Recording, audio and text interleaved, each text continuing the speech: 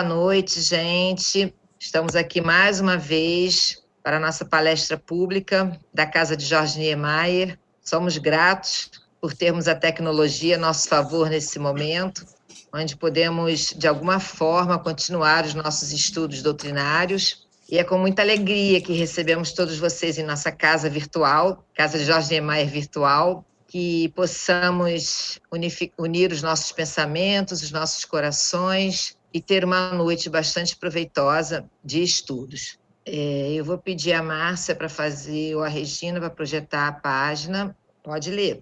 Assume contigo próprio o propósito de desincumbir-se bem de todos os teus compromissos com ordem e sem pressa. Quem valoriza o que faz, dá-lhe beleza e sentido, melhor realizando-o. Todo serviço é nobre, por mais insignificante seja considerado ou por mais humilde se apresente. O universo e o verme, tão diferentes e antagônicos, são importantes na criação divina. Realiza cada tarefa com respeito e prazerosamente. Mensagem 36, do livro Vida Feliz, de Joana de Ângeles, psicografia de Osvaldo Franco. Vamos então, nesse momento, queridos companheiros, harmonizar os nossos corações, os nossos pensamentos, para que possamos todos juntos agradecer a oportunidade de podermos nos reunir, ainda que virtualmente, para que possamos continuar estudando a nossa doutrina que escolhemos para seguir, essa doutrina de conforto, de consolação, de misericórdia, na qual, apesar das nossas instabilidades emocionais, apesar das nossas dúvidas e incertezas, estamos tentando seguir, Senhor, na Tua seara, para que possamos nos tornar multiplicadores do Teu Evangelho de amor. Envolve cada coração presente no dia de hoje, envolve o nosso companheiro Maurício Mancini, que fará uso da palavra na noite de hoje, e pedimos em especial, Senhor, pelo nosso planetinha azul, que ele possa, nesse momento, receber essa vibração, receber essa luz, receber todo esse amor que emana de nossos corações. Permanece, Mestre, em cada coração, que assim seja. Então, hoje o nosso convidado é o Maurício Mancini, ele é lá de Seropédica, do Centro Espírita Paulo de Tarso. Muito bem, Maurício, pode começar. Bom, queridos irmãos e irmãs da família espírita, boa noite, que nós aproveitemos bem esse momento de reflexão, esse momento de encontro nosso virtual, apesar do nosso desejo de que fosse presencial, né? Mas ainda bem que temos esta possibilidade. Imagina na pandemia de 1918, que as pessoas ficaram isoladas e elas estavam passando muito pior do que nós, né? Quando tinha era correio. Então a gente tem que estar grato por estar nesse momento que tem pelo menos a tecnologia que nos ajuda. E nesse momento, exatamente como nós nos sentimos muito prisioneiros, nós nos sentimos muito, como é que eu ia dizer, de certa forma restringidos da nossa liberdade, muitas pessoas começam a ficar entristecidas, começam a olhar a situação e achar que não tem jeito, começam a pensar que essa vida não é boa o suficiente, então não vale a pena viver. Nós vemos as pessoas dizendo-se cansadas da vida, e a doutrina espírita, como grande meta que ela tem, é exatamente a de combater o materialismo, de impedir que a ideia materialista cause esse vazio nos sentimentos das pessoas e faça com que as pessoas se coloquem dispostas a fugir da vida por motivos que não são. Na verdade, quando a doutrina espírita vem e nos atesta a imortalidade e assegura para nós que nós não morremos, que nós continuamos existindo, a vida material é um momento. A vida material é uma travessia, ou como Kardec diz lá nas obras básicas, né, uma hospedagem, numa hospedaria muito furreca, muito fuleira, muito sem vergonha, que a gente fica um tempo, fica um dia, mas depois a gente vai para um lugar melhor. Tá? E incutir essa ideia das pessoas, trazer, cultivar o amor à vida, fazer louvores à vida é muito mais interessante, é muito mais útil para nós, tarefeiros espíritas, do que criarmos o terrorismo em torno do suicídio.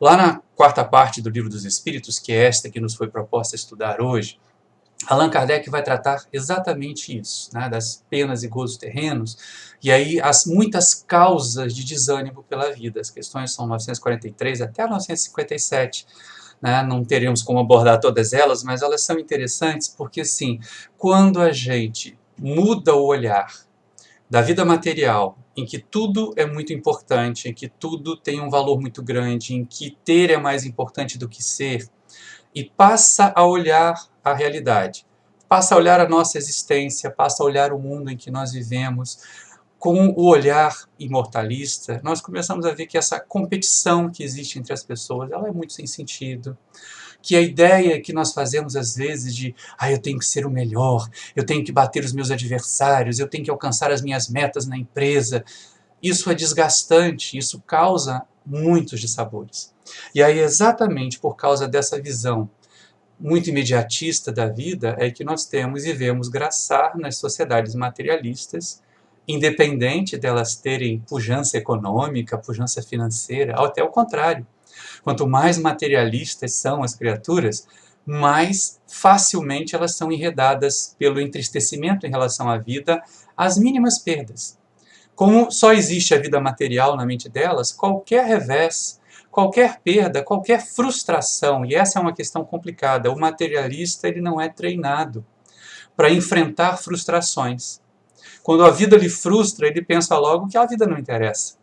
Nós lembramos o personagem, aquele professor, filósofo, que aparece no livro do Camilo Castelo Branco, Memórias de um Suicida, em que ele tinha tanto conteúdo intelectual, era de uma família portuguesa abastada, e mesmo assim, ao pegar tuberculose, que no século XIX era uma doença considerada fatal, ele abreviou seus dias. Ele imaginou que não valeria a pena passar pelo vexame da degradação que a doença trazia para as pessoas. Então, é uma visão muito pequena, não é? Vocês não acham que a gente está, né, num momento da Terra em que nós precisamos olhar grande, olhar com outros olhos? E olhar, e aí vem a questão da doutrina espírita, olhar com olhos que também ajudem a consolar, ajudem a confortar. Me preocupa sobremaneira que muitas vezes as pessoas assomem as tribunas espíritas para falar dos grandes delitos da alma, dos grandes crimes da alma, como se todas as pessoas que estivessem presentes numa reunião pública fossem conhecedores profundos da doutrina espírita e não enfermos, que podem estar aparecendo ali buscando uma saída para o desespero em que se encontram em função dos descaminhos pelos quais seguiram.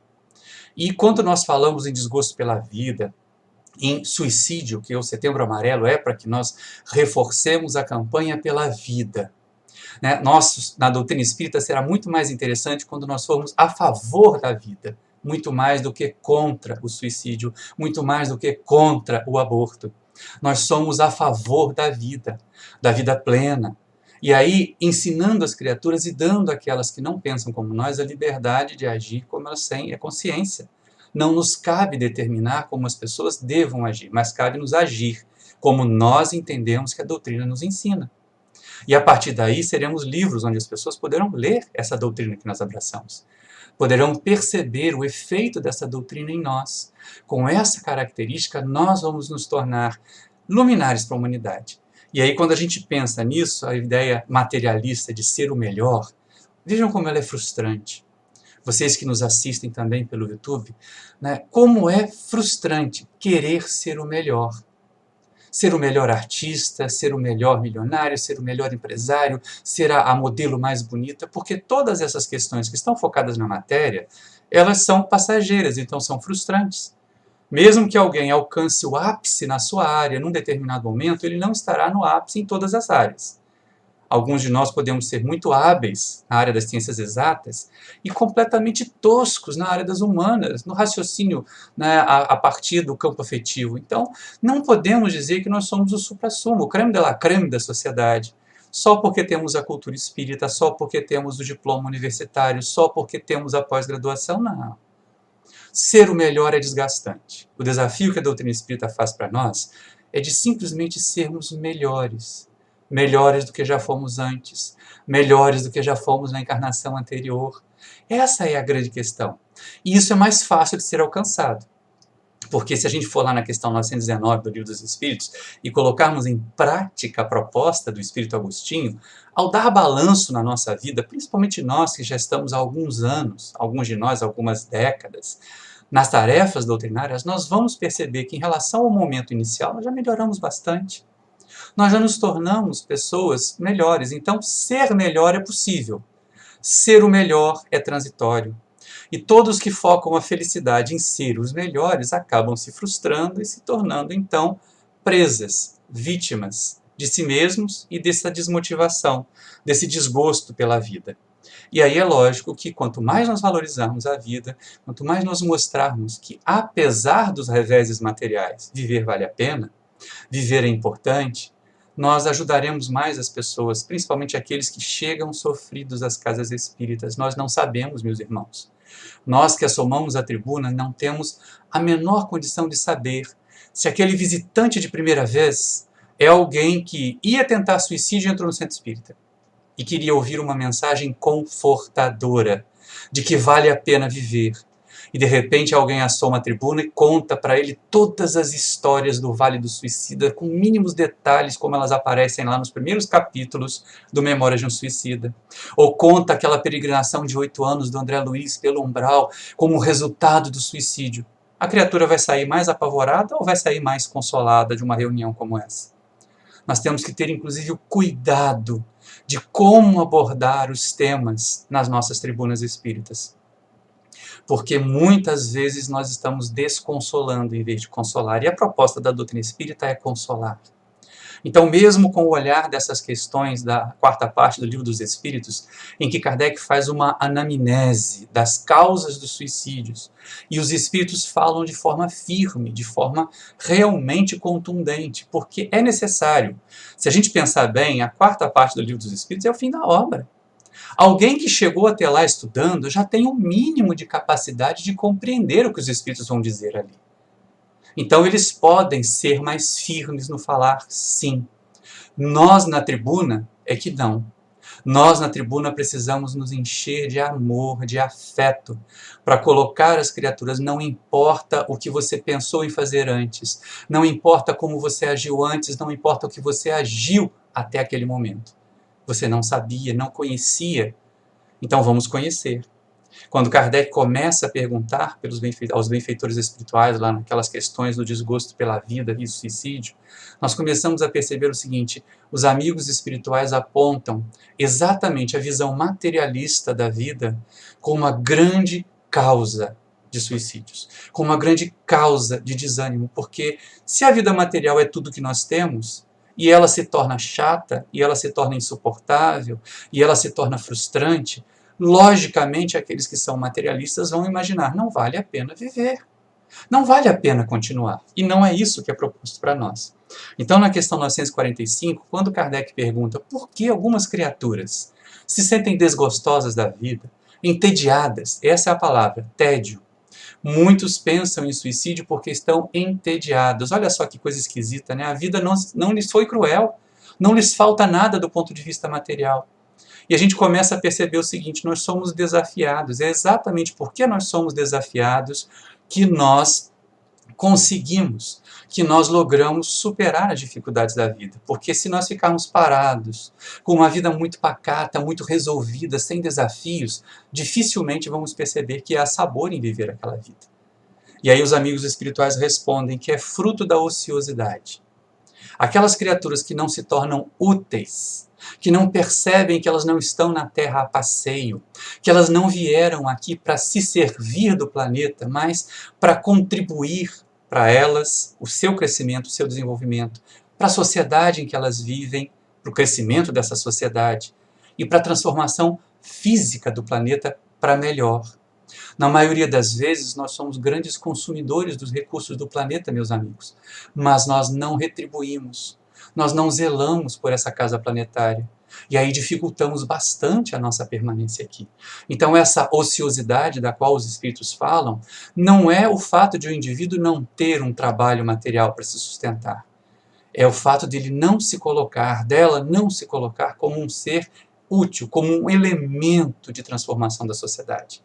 Esse elemento que é capaz de fazer a diferença. E nós somos capazes de fazer a diferença. É claro que nós não vamos agora passar em revista aqui todos os detalhes, todos os momentos da nossa vida, mas pensem bem. Muitos de nós aqui já tivemos aquelas conversas oportunas com alguma pessoa desconhecida, um colega de trabalho que nem era espírita. E talvez uma frase nossa os tenha feito pensar em continuar, em prosseguir, em fazer a vida valer a pena. Então é muito importante que nós tenhamos consciência de sermos úteis. Não apenas de trabalharmos para viver, mas entender que a nossa ação na sociedade vai além da sobrevivência, vai além do trabalho material. O que temos feito de útil todos os dias? Eu estou isolado. Eu sou grupo de risco. Uma vez eu vi um vídeo que a Darcy colocou, que ela disse assim, eu só saio, né, quando tem extrema necessidade. Um companheiro estava repreendendo para que ela não fosse lá no CR. E aí ela disse que estava quietinha dentro de casa, grupo de risco. Mas quanta utilidade nós podemos ter nesse momento que nós estamos vivendo aqui? Muito do material que nós produzimos, não é, Darcy, foi gravado ela na casa dela, eu na minha, e nós colocamos lá no Família em Foco, que é um projeto interessante que nós levamos no nosso canal no YouTube. Então é importante nós percebermos onde estivermos, com o que estivermos fazendo, com os dons que nós tivermos, nós podemos ser úteis, nós podemos mudar a sociedade em que nós vivemos. E isso aí vai diminuir o desgosto pela vida. Porque embora nós entendamos que não vamos ser colhedores de todas as sementes que nós semearmos, só o fato de ter condição de lançar as sementes, só o fato de as termos colocados na condição de assistentes do Cristo na tarefa do bem, em vez de apenas assistidos das instituições religiosas, o que é uma condição bastante precária, nós já estaríamos felizes por entender assim. Mas quando Allan Kardec fala a respeito das questões da vida, uma causa de sofrimento, uma causa de desgosto, uma causa de fuga acontece com aquelas pessoas que se acostumaram à vida sem dificuldades. E quando a dificuldade aparece, quando a limitação material aparece, a primeira coisa que eles dizem, essa vida é miserável, não vale a pena viver. Nós lembramos na década de 1920, lá pela quebra da Bolsa de Nova York, a Grande Depressão da década de 20 do século passado, quantos empresários milionários faliram, viram suas empresas quebrarem e pularam das janelas dos seus escritórios muito bem arrumados para aquela época. Então eram criaturas que fugiam, porque começavam a dizer, mas eu estou acostumado a ter 2 carros, eu estou acostumado a ter casa com piscina, eu estou acostumado a ter empregados, e agora a minha situação financeira não me traz nada disso. Há até uma passagem muito interessante, no outro ponto do Livro dos Espíritos, quando Allan Kardec trata a respeito das características, né, dos quesitos para a felicidade, e aí os Espíritos respondem, lá na 922, que do ponto de vista material é o necessário para a vida, para a saúde do corpo. Do ponto de vista espiritual, a consciência tranquila, né, e a paz. E aí a gente começa a perceber o seguinte, Kardec faz um comentário, alguém que ganhava 50 mil francos por ano e passa a ganhar 10 mil, se sente um desgraçado, se sente um miserável. Esse pode ter desgosto pela vida. Ao passo que uma outra criatura que ganhava 1.000 francos ou 100 francos na moeda que ele utilizava e passa a ganhar 10 mil, vai se sentir um milionário. Então, do ponto de vista material, gente, é muito relativa essa questão de felicidade e de infelicidade. Colocar a felicidade na nossa vida como sendo causa, como sendo causa da nossa felicidade, vai nos frustrar. E aqueles que forem fracos, aqueles que forem frágeis, que só enxergarem a vida presente, vão se abater e vão, algumas vezes, até se deixar morrer de fome, como dizem, só para não ter que fazer um trabalho dito mais humilde, um trabalho humilhante, um trabalho subalterno. E isso muitas vezes leva as criaturas, né, a um sofrimento muito grande, sem contar que leva um sofrimento também aos familiares. Leva um sofrimento também àquelas pessoas que foram confiadas a nós, para que nós impulsionássemos o seu desenvolvimento. E ao dar prova de fragilidade, ao dar prova de fraqueza, nós as colocamos também em xeque.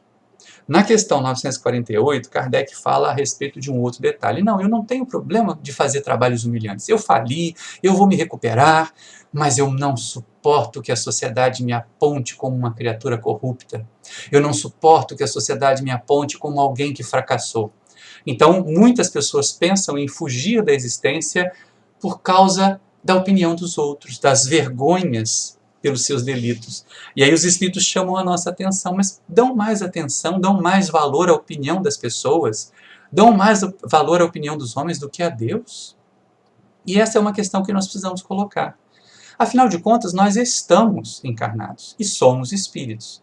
A vida presente é transitória, nós mudamos de posição com uma frequência imensa. E aí, meus amigos, quando a gente fica assim, não, mas o que vão pensar de mim se eu fizer isso? O que vão pensar de mim se descobrirem que eu fiz aquilo? Olha que coisa esquisita. E essa é uma coisa mais interessante. Não é melhor nós nos pouparmos dessa vergonha, não cometendo os deslizes?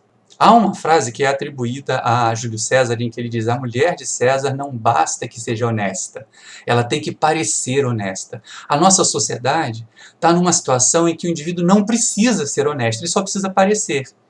E quando ele é descoberto desonesto, e quando ele é descoberto com falhas morais, frequentemente, alguns não, né? Alguns limpam o rosto com óleo de peroba todo dia, tem aquela cara de pau danada, né? Tem que tomar cuidado para não dar cupim, mas alguns, né, tendem a pensar em fugir da vida, pensam em suicídio. Vimos muitos na história da política, quantos assim. Né? Na história japonesa, então, até mais, porque eles têm essa questão da honra como algo muito valioso, e aí a opinião da sociedade, a opinião dos pares em relação a eles é algo que é muito valorizado. E lógico, para nós isso não é algo interessante. E aí logo na questão seguinte, Kardec pergunta, mas alguns fazem isso para poupar a família. Né? Alguns se matam quando são descobertos com um grande crime, num deslize, num desfalque, porque eles não querem que a família passe vergonha. E aí os espíritos dizem assim, mas eles então vão sujeitar a família a duas vergonhas. A vergonha do suicídio, do escândalo que vai acontecer, porque o suicídio vai lançar mais holofotes ainda sobre o escândalo que poderia cair no esquecimento ou poderia ser corrigido com o esforço, com o arrependimento sincero daquela criatura. E aí fugir da vida, para poupar os parentes, para poupar os entes queridos da vergonha, os espíritos dizem assim, aquele que faz isso não faz bem, não age bem. Mas como ele pensa que age, como ele faz isso até num certo ato de devotamento, há atenuantes. A espiritualidade encontra, as leis divinas têm para ele atenuantes. Mas a melhor maneira de nós nos pouparmos a vergonha dos nossos atos é não cometermos atos. Daí a necessidade que nós temos. Chegamos à quarta parte do Livro dos Espíritos com 3 partes antes, que nos orientam bastante para que os nossos atos não nos envergonhem. O melhor a fazer é agir, é viver de tal forma que os nossos atos não nos envergonhem, que a nossa consciência não nos condene. Porque uma coisa é fato, gente. Se nós fizermos tudo errado, sempre vai haver gente na sociedade que vai apontar os dedos e falar mal de nós.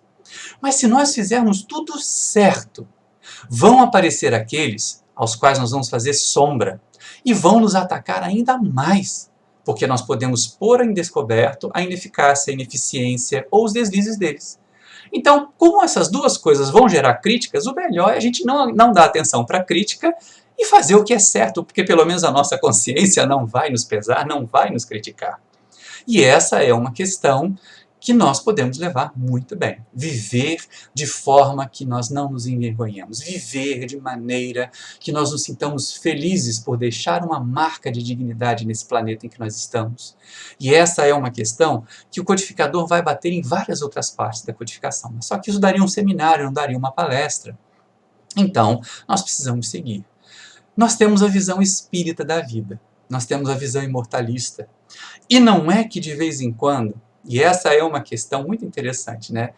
Pouco conhecimento é pior do que nenhum, porque as pessoas podem achar que elas sabem muito, fazer deduções, tirar conclusões equivocadas e a partir daí cometerem mais erros maiores, erros mais graves.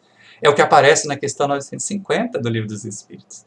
Quando Kardec pergunta, mas e aqueles que se matam, pensando em já buscar logo a vida espiritual, porque dito a eles que a vida espiritual é melhor? Isso é um grande erro, é o pior dos caminhos. Na verdade, eles não reconhecem o valor da vida material.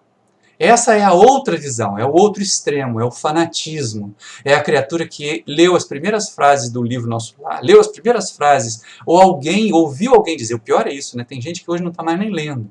Está ficando só de vídeo no YouTube e só de palestra em centro espírita. Se nós não aprofundarmos o nosso pensamento nas obras da codificação, nas obras subsidiárias sérias, meus amigos, nós não vamos conseguir realmente a compreensão, o amadurecimento que a doutrina requer de nós. E aí, lógico, pedimos então que os espíritos respondessem. E aí os espíritos falam assim, é um tático isso. Quem age assim, achando que vai logo para o mundo melhor, porque tem gente que pensa, né, não, a vida na Terra está muito ruim. Como eu já dei 300 cestas básicas no centro, passei 50 anos dando passe, eu já devo estar bem na hora de ter um duplex com piscina em nosso lar. Então eu me mato logo. E aí, claro, vai se ver frustrado. Vai ver que não conseguiu o duplex com piscina em nosso lar. Né? Por quê? Porque exatamente não soube valorizar aquilo que a vida lhe trouxe de mais importante. A oportunidade de evoluir. A vida material faz sentido, a vida material ela tem que ter sabor para nós. Ela não pode ser apenas o passar por aqui. Nós não estamos numa avenida fazendo um desfile da escola de samba unidos de cada um de nós. Nós estamos vivendo para transformar a nós mesmos como espíritos, a sociedade em que nós vivemos a partir da nossa transformação. Então, aqueles que pensando assim, eu sou imortalista, se eu morrer não tem problema, então eu me mato logo de uma vez. E aí a gente tem que tomar cuidado com o tal do suicídio involuntário, porque às vezes ele não é tão involuntário assim, né? A gente sabe, por exemplo, que faz parte de um dos grupos de risco da Covid. Não, mas eu tenho uma palestra marcada num centro tal que vai fazer presencial, então eu tenho que ir. E aí nós nos contaminamos. Não, mas eu estava a serviço de Jesus, Senhor, por que isso aconteceu? Ora, meu filho, você recebeu tantos avisos lá pelo jornal, pelo telejornal, no seu celular, de que tinha que tomar cuidado porque era grupo de risco, e você abusou, então agora é suicídio. É involuntário, mas é. E aí, a partir dessa questão do suicídio involuntário, aparece um outro questionamento interessante. Muitas pessoas dizem, eu não quero morrer, não. Eu quero é curtir a vida. Eu quero é aproveitar o que a vida tem para me oferecer. Por isso que eu vou a todas as festas, por isso que eu durmo tarde, por isso que eu bebo bastante. E aí Allan Kardec pergunta, e aquelas criaturas que encurtam a sua vida por causa da dependência química, por causa dos vícios? Será que elas são vistas como suicidas? Será que para elas o suicídio tem consequências tão graves? Porque vejam bem, até agora, nessas questões todas, Allan Kardec ainda não entrou nas consequências do suicídio. Ele está fazendo uma anamnese das causas. Eu achei magnífico esse momento, esse período, esse conjunto de questões, porque ele serve para a tribuna. Ele serve para colocar às criaturas o seguinte, olha só, as criaturas que entram numa vida de pouca utilidade vão se sentir desmotivadas e podem pensar em suicídio. Então, se previna do suicídio fazendo a sua vida ser útil. As pessoas que são dependentes químicos, que têm vidas desregradas, que são intemperantes na alimentação, colocam a vida em risco. Então, cuide da sua vida fazendo uma alimentação equilibrada, distanciando-se dos vícios. E os espíritos ainda advertem, a criatura que desencarna vítima dos seus próprios vícios, ainda que esses vícios tenham se tornado uma segunda natureza, como o codificador pergunta, elas são duplamente equivocadas. Porque aquela criatura que, num ato de desespero, sem conhecimento da realidade espiritual, tira a própria vida, comete o suicídio, dá um tiro na cabeça, se joga debaixo de um automóvel, de um trem, ela está num momento semelhante à loucura. Ela tem menos consciência do que faz. Mas o dependente químico, o viciado de formas gerais em todas as instâncias do vício, porque muitas vezes a gente diz assim, eu não tenho vício nenhum. Aí quando enterrar vai precisar de um caixão para ele e outro para a língua, porque o vício que tem é o da fofoca. Né? Então a gente começa a perceber que esses vícios nos matam, encurtam o nosso viver. Porque eles começam a criar em torno de nós, em torno das nossas células, e aí nós entendemos como espíritas que nós não somos apenas um aglomerado de matéria. Nem a ciência hoje admite que a matéria é um aglomerado de matéria, gente. Tem mais energia em torno da matéria e na matéria do que se imagina. Então nós temos em torno de nós um campo energético que vai sendo minado, que vai sendo envenenado pelo comportamento vicioso. Seja ele da dependência material de substâncias químicas, seja o vício moral, o vício da fofoca, o vício da maledicência e vários outros que também vão comprometendo a nossa saúde e nos colocam na condição de alcoólatras, na condição de suicidas involuntários. E lógico, precisamos vencer isso. E aí algumas questões que as pessoas colocam assim, vamos seguindo com as questões de Kardec, porque senão a gente não fecha hoje, né? Kardec pergunta aos amigos espirituais assim, mas existem aquelas criaturas que estão enfermas, que estão numa situação muito grave, né, que estão sentindo muitas dores, a vida vai ser encurtada de alguns minutos apenas, ou então o indivíduo está na iminência de ser assassinado lá no forno micro-ondas, numa dessas comunidades que nós sabemos que acontece, que bota o pessoal dentro dos pneus e incendeia os pneus. Né? Então é errado essa criatura que vai ser queimada lá no micro-ondas, assassinada pelos bandidos, por fim a sua vida se jogando de uma ribanceira e morrendo lá embaixo? E aí os espíritos respondem que isso ainda assim, apesar de ser uma iminente morte, isso ainda demonstra, se não do ponto de vista do desprezo à vida, de falta de confiança na divindade, de falta de percepção do porquê nós passamos por determinadas situações aflitivas. E exatamente não sabendo, não compreendendo por que passamos determinadas situações aflitivas, nós nos envolvemos nessas situações do chamado suicídio, a antecipação, né? A eutanásia, no caso daquelas criaturas que estão inconscientes, ou aqueles de nós que nos sentimos acuados numa condição de morte iminente e antecipamos a nossa morte. Isso, das duas formas, vai ter consequências difíceis, vai ter problemas na vida espiritual. E o codificador, né, então pergunta, mas há criaturas que elas não querem se matar, mas elas têm atividades que são perigosas. Vamos imaginar o limpador de janelas que tem que subir lá no 13º andar de um prédio, né, num andaime, que às vezes a empresa não faz manutenção, e ele sabe que a empresa não faz manutenção, mas se ele não subir no andaime para fazer a limpeza das janelas, ele vai ser demitido e outro vai se arriscar como ele. Então ele sobe a si mesmo, o andaime se rompe, ele cai de lá e desencarna. Isso não é suicídio. Quando as criaturas estão em atividades perigosas, mesmo sabendo que são atividades perigosas, e acontece a desencarnação, isso não é contado na vida espiritual como suicídio, porque não há a intenção de morrer. Então é interessante porque nós vemos assim, mas alguns esportistas são suicidas. Não, eles não têm intenção de morrer, eles têm intenção de se superar. É lógico que muitas vezes algumas dessas modalidades esportivas são realmente muito arriscadas, muito perigosas. Mas se o indivíduo tomou todas as precauções, tomou todos os cuidados e ainda assim houve o acidente, suicida ele não é. O que nos alivia tranquilamente com relação ao nosso Ayrton Senna, para deixá-lo ainda como um dos nossos heróis da pátria, né?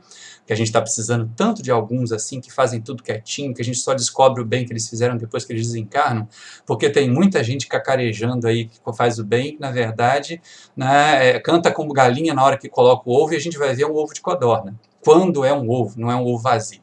Então a gente tem que estar atento a isso.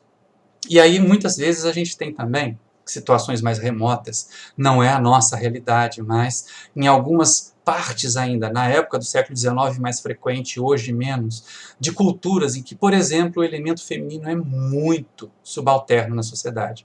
E em alguns casos a mulher era sacrificada junto com o marido no velório dele, ela era queimada em cima do corpo do marido. E Allan Kardec pergunta, o que pensar dessas mulheres que se queimam sobre os corpos dos seus maridos? Ele diz assim, a nulidade em que a sociedade se coloca, dizem os espíritos a Kardec, tira delas a responsabilidade, então também não é suicídio. E aí nós começamos a ver, olha só como a nossa sociedade é equivocada, como nós frequentemente não enxergamos direito a realidade que temos. Não é suicídio muita coisa que a sociedade julga suicídio. E é suicídio muita coisa que a sociedade não aponta como suicídio, mas que a doutrina enxerga. Essa da dependência química, essa da colocação numa condição de nulidade do ponto de vista da contribuição, porque muitas pessoas se fazem, né, voluntariamente inúteis. Quantas pessoas, eu tenho arrepio no perispírito toda vez que eu escuto isso, quando eu vou autografar algum livro, alguma coisa assim. As pessoas estão no centro espírita há 10, 15 anos e só vão para fazer tratamento. Só vão para tomar passe, para beber água frutificada, para assistir palestra. Elas não se tornam trabalhadoras. Elas não se tornam cooperadoras do bem. Se colocam numa condição de nulidade. E acham que porque frequentaram o centro espírita por 30 anos, tem quase plaquinha de patrimônio, né? Quando desencarnar vai ficar assombrando ali o salão do centro, elas acham que vão para nosso lar. Não, não vão. Porque não se fizeram úteis. Então a doutrina espírita ela nos esclarece muito a respeito disso. E aí, em alguns momentos, aquilo que a gente pode pensar assim, nossa, mas fulano é bombeiro, fulano é médico, está na linha de frente. Quantos companheiros da linha de frente da medicina não desencarnaram já por causa dessa pandemia? Quantos já faziam parte do grupo de risco? Porque também é um negócio que a gente tem que pensar, né? Cardiologista que fuma é um contrassenso. Cardiologista acima do peso é um contrassenso. Então a gente começa a pensar, o indivíduo sabe para os outros, mas para ele mesmo ele não está colocando em prática. E às vezes tem dificuldades mesmo que não consegue. A gente tem que ter cuidado em relação a isso, porque na sociedade não nos cabe apontar dedos, mas levantar questionamentos. Nós conseguimos fazer melhor pelos exemplos, muito mais do que pelos discursos. E aí as pessoas que se colocam em risco por abnegação, para salvar a vida de alguém, ou porque a sua profissão lhe exige isso, como no caso dos bombeiros, dos médicos, dos policiais, que levam a sério a sua vida, que estão na polícia para defender a sociedade e não para se servir dela, ou para oprimir a sociedade, como nós temos visto acontecer no nosso Rio de Janeiro, com certa gravidade. Então, nesses casos de dedicação, nesses casos de abnegação, caso haja a desencarnação, também não é visto como suicídio, é o que os espíritos ensinam para Kardec na 951. E nós começamos a perceber que essas criaturas que hoje romancescamente dizem assim, eu amo tanto que eu morreria de amor. Tem casos desses. O livro Céu e Inferno, na parte do capítulo em que Kardec entrevista os suicidas, ele é um livro magnífico. Vale a pena o estudo da segunda parte do Livro dos Espíritos. A gente imagina que a série André Luiz foi a primeira que mostrou para nós a realidade da vida espiritual, com aquela organização de sociedade e tudo mais, mas não é verdade. Quem mostra para nós a realidade da vida espiritual nas suas mais variadas facetas, nos seus mais variados departamentos, é o livro Céu e Inferno de Allan Kardec, na segunda parte, quando ele estuda e entrevista os espíritos de condições variadas, de acordo com a vida que viveram aqui, tem uma experiência diferente no mundo espiritual. E é exatamente nessa questão que é colocada a questão 956. Existem aqueles que se matam por amor. Olha que coisa linda, que coisa romântica. Romeu e Julieta, peça de Shakespeare. E aí os espíritos dizem assim, mas essas criaturas são fracas. Elas estão dando valor à afetividade de alguém que é tão inferior e tão capaz de errar e de ferir quanto elas mesmas. E se esquecendo de que há tantos outros amores que elas podem dedicar a sua energia, a sua força, ao seu trabalho. E as consequências vão ser diferentes daquela que elas foram buscadas. Há um caso no Céu e Inferno, podemos citar dois, né? Um é o do noivo que é abandonado pela noiva e se mata na porta dela, na casa dela. Tá? E aí os espíritos até advertem, ela foi leviana também. Ele é responsável, ele é suicida. Mas ela poderia não ter alimentado o romance, quando percebeu que era uma criatura grosseira, que ela não suportaria viver com ele. E o segundo caso é o mais grave, porque muitas vezes a nossa sociedade e as dores que nós sentimos, e nós não sabemos qual é o nível, qual é a intensidade da dor das pessoas, não é, companheiros? Muitas vezes a nossa sociedade diz assim, mas uma mãe que se mata porque o filho pereceu, ela não aguenta, ela está totalmente desculpada. Não está. Pelo menos a gente vê lá no livro Céu e Inferno que não está mesmo. O filho desencarna, a mãe se despede dele, daqui a pouco estaremos juntos, vai para o celeiro e se enforca. E depois, algum tempo depois, o espírito do filho leva para ser socorrido na reunião mediúnica lá em que Allan Kardec trabalhava, o espírito da mãe, que estava longe, que não o via, que não o encontrava. Então essa história de eu vou me matar para encontrar um ente querido que eu amo muito, é a pior coisa que pode acontecer. É um dos piores erros, porque não tem nem a desculpa do saber amar. É um amor ignorante, é um amor grotesco, é apego, não é amor de verdade. É posse, não é amor de verdade. E aí nós temos que ter muito cuidado em relação a isso. E uma das últimas causas de suicídio que a gente vai ver, que muitos de nós às vezes pensamos, é a causa primeira. Não é a causa primeira. Ela é a causa derradeira, porque quando a criatura entra no processo suicida, ela entra pelas suas próprias pernas, não é? Ela entra por escolhas dela, inconscientes ou conscientes, mas ela entra por escolhas dela. Mas é lógico, vamos nos deprimindo, vamos nos sentindo tristes, vamos alimentando pensamentos de autodestruição e atraindo-nos para junto de nós espíritos obsessores. Tanto os nossos adversários que nos querem fazer mal, quanto outros infelizes do mundo espiritual, suicidas, que se sentem atraídos para nós. E aí, lógico, isso aumenta, isso faz o que se chama sinergia. A vibração do outro se junta com a minha, e se a gente estivesse falando em onda, isso acabaria gerando uma ampliação das ondas, ressonância, e acabaria rompendo, então, a ponte, como a gente vê acontecer naquelas cenas que o vento balança uma ponte até que ela se rompa. Aquilo é um exemplo típico de ressonância. E aí, na vida espiritual, nós entramos em ressonância com espíritos infelizes e sofremos. Mas lembrar que obsessão é consequência do nosso vir, não é a causa primeira. E aí um livro muito interessante do Isaías Claro, que se chama Depressão, Causas, Consequências e Tratamento. É um livro que vale a pena ser lido e estudado por todos nós, em que ele coloca que uma das derradeiras tragédias da depressão é o suicídio. E a depressão pode ter como uma das suas causas a obsessão, assim como o suicídio também. Mas aí eu lembro aos irmãos, aos companheiros, o livro O Drama da Bretanha, em que a personagem André de Guzmán, que já era suicida de outras encarnações, volta a sofrer influência de um espírito obsessor, ela já tinha inclinação, né, e acaba praticando o ato pela terceira vez. Mais uma vez, né, colocando assim.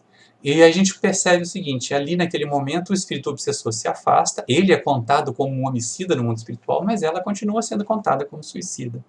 Então o fim dos suicidas é sempre um sofrimento muito grande, só que nós não podemos alardear isso da tribuna. Colocar esta parte sombria da tribuna, coloquemos a esperança na tribuna. Coloquemos a vontade de viver na tribuna. Isso vai nos ajudar mais. O espírita deve ser um propagador, um disseminador da vontade de viver. Não o apego à vida material. Essa é a única que eu tenho. Não, nós vamos ter várias outras. Mas essa é a melhor que nós temos, gente. Olha só. É a mais bem planejada até hoje. É a que a gente consegue, pelo menos quando é espírita, ter consciência que houve um planejamento para ela.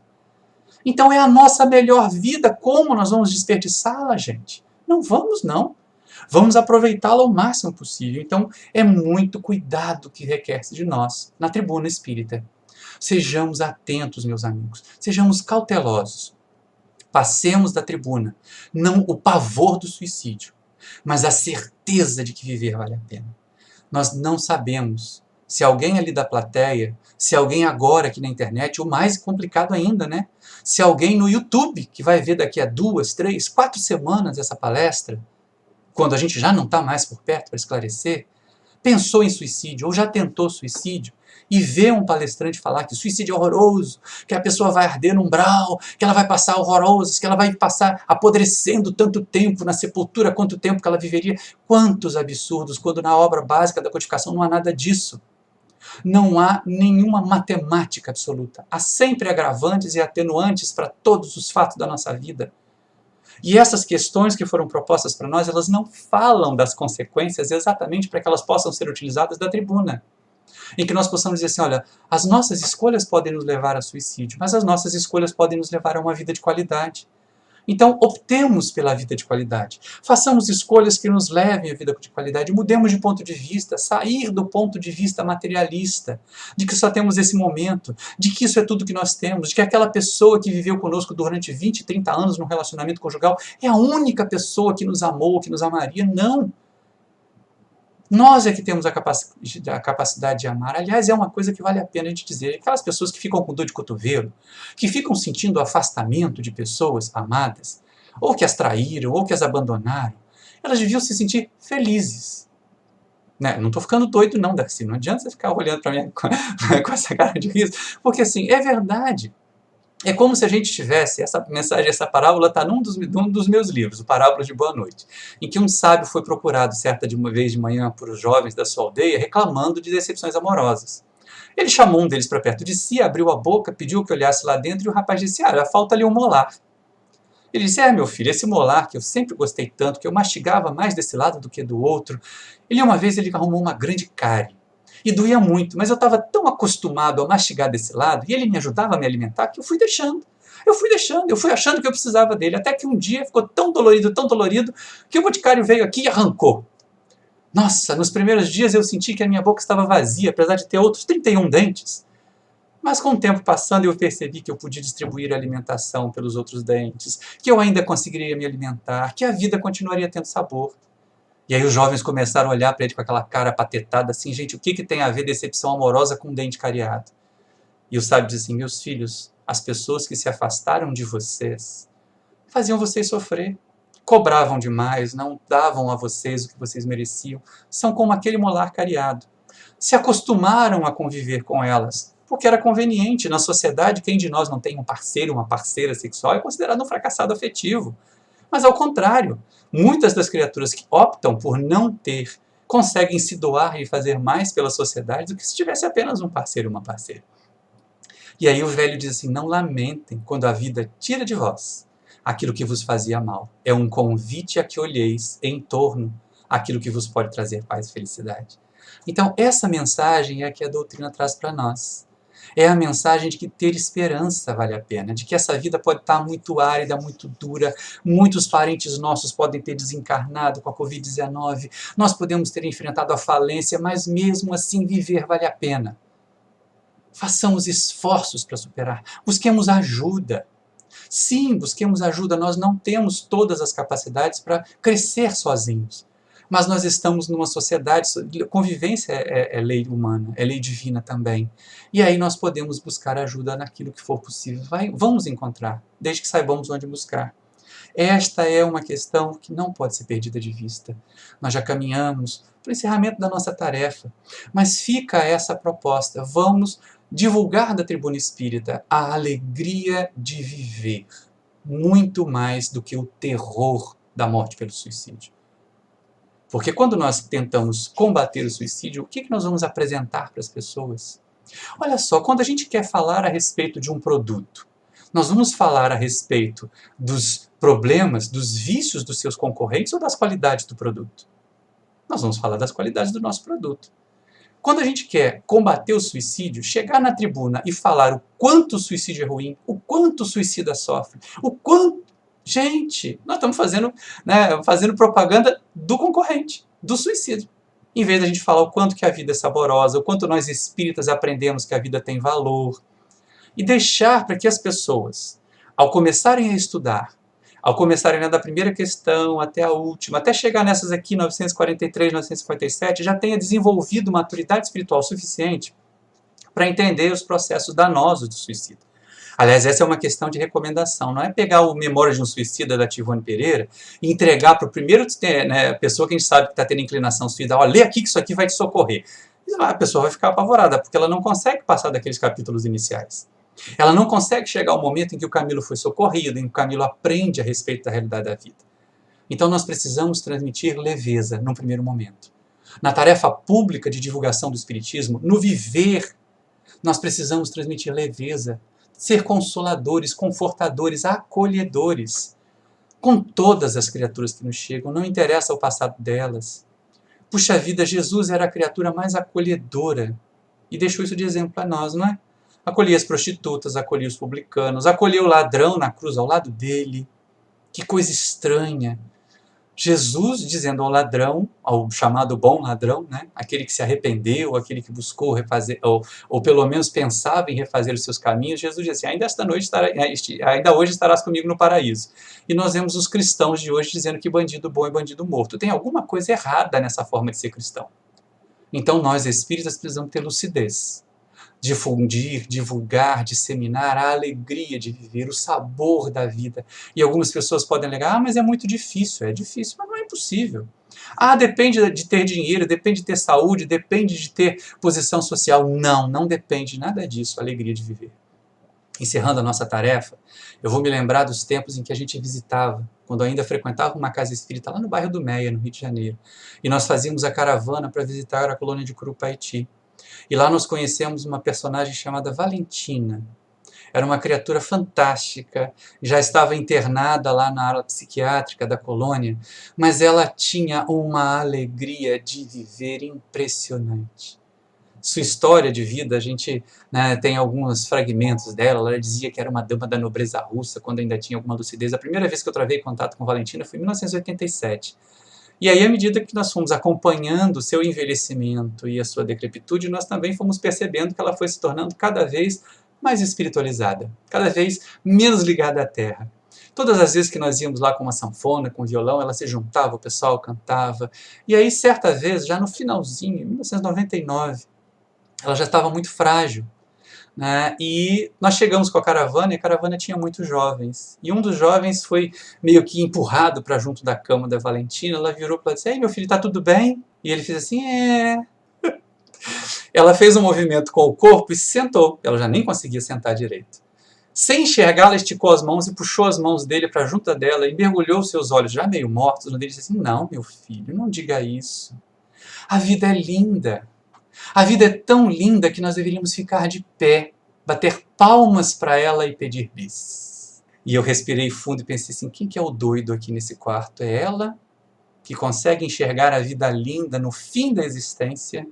Ou ele que com 18 anos diz, para a vida. Felizmente, essa criatura tomou esse impacto e aprendeu a viver. Hoje é um médico trabalhador da linha de frente aí no combate à Covid-19 e continua dizendo sim, a vida é linda, a vida vale a pena ser vivida, meus amigos. Para nós não termos desgosto pela vida, tornemos a nossa vida útil. Tornemos a nossa vida, em qualquer momento, em qualquer idade, uma oportunidade de construir o bem, de espalhar luz, de sermos como aquela Valentina, para qualquer pessoa que nos busque, abraçar e dizer, não, eu entendo o seu sofrimento. Eu posso não estar passando por ele, mas você tem o direito de sofrer, você tem o direito até de achar que a vida é uma droga. Mas entenda que a doutrina que eu abraço me ensina, a vida vale a pena. A vida vale muito a pena. Ficamos de pé e batemos palma e dizemos bis para ela. Muita paz a todos, meus irmãos. Muito obrigado. Muito obrigada, Maurício, pelo trabalho da noite de hoje, trazendo-nos muitas reflexões. Estamos muito felizes com o seu trabalho, tá bom? Eu agradeço. E volte sempre, né? Quando acabar a pandemia, você vai também nos visitar na nossa casa espírita. Sim, sim. Vamos pedir então ao Gilton que faça a nossa prece de encerramento. Amado Mestre Jesus, aqui estamos mais uma vez para agradecer por esses momentos de reflexão e aprendizado, onde podemos, Senhor, buscar gravar em nosso coração, em nossa mente, os valores superiores da vida que se expressa no nosso cotidiano de diversas formas. Que possamos aprender, Mestre amado, a olhar para a realidade que nos cerca, buscando ver nela e descobrir beleza, oportunidade de crescimento, desafios a vencer para crescermos, momentos de reflexão, oportunidade de tolerância e oportunidade de nos fortalecermos perante a luta. E mesmo, Mestre, quando a dor nos visitar, que saibamos também agradecer por ela e transformá-la numa mestra que nos ensina a formosear a alma, mesmo que o corpo venha a sofrer. Obrigado, Senhor, por esses momentos de reflexão. Pedimos, Mestre, que traga a sua esperança, que traga as suas boas vibrações para todos nós, para todos os lares aqui representados, para a casa de Jorge Niemeyer e para aqueles nossos irmãos que porventura se deixaram enredar pelas teias do desânimo, pelas teias da desesperança, que possam encontrar, Senhor, a espiritualidade maior, meios de fazer com que suas almas voltem a sorrir, voltem a ter esperanças, voltem a acreditar num amanhã melhor. Obrigado por tudo, Senhor. Envolve aqueles nossos irmãos que padecem hoje de forma mais direta as dores da pandemia, seja pela doença, seja pelo desemprego, seja pela violência. Que possa a espiritualidade maior e as ações dos homens se unirem para mitigar todas as dores. Obrigado, Senhor. Fica conosco agora e sempre. Uma boa noite a todos.